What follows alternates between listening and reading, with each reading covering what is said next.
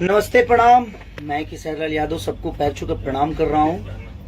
और अचानक से लाइव आने का कारण एक है कि हमारे बद्री झा जी जो हैं वो पहुंच चुके हैं शूटिंग पे, क्योंकि अभी एक वनडे नहीं हुआ है ना बाबा?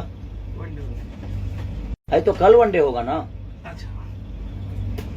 मैंने 24 घंटे में आपने नथुनिया को 5 मिलियन कर दिया, उसी का केक लेकर बाबा आए हुए हैं। और बाकी चीजों पे फोकस आप सब मत करिए। जब आपकी ऐसे तो हमारे जीवन में हमेशा आप सबकी जरूरत होती है, लेकिन मेरे कहने का मतलब कि आप वो सब छोड़ दीजिए मेरे पे। छोटी छोटी चीजों को और छोटी छोटी बातों को मैं झेल लेता हूँ, उसके लिए लोग हैं। आप सब सिर्फ ध्यान दीजिए कि आपका भाई कितना अच्छा गाया है गाना, आप उसको प्यार और इतना आशीर्वाद दीजिए, क्योंकि हमें काम से जवाब देना है और हमारे काम के सबसे बड़े सेलिब्रिटी के अधिकारी आप सब हैं।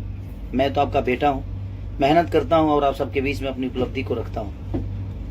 और ये सब देखिए, ये हमारा नथुनिया का 5 मिलियन का केक है सारेगामा हम भोजपुरी के माध्यम से। तो ये नथुनिया का बज भी गया।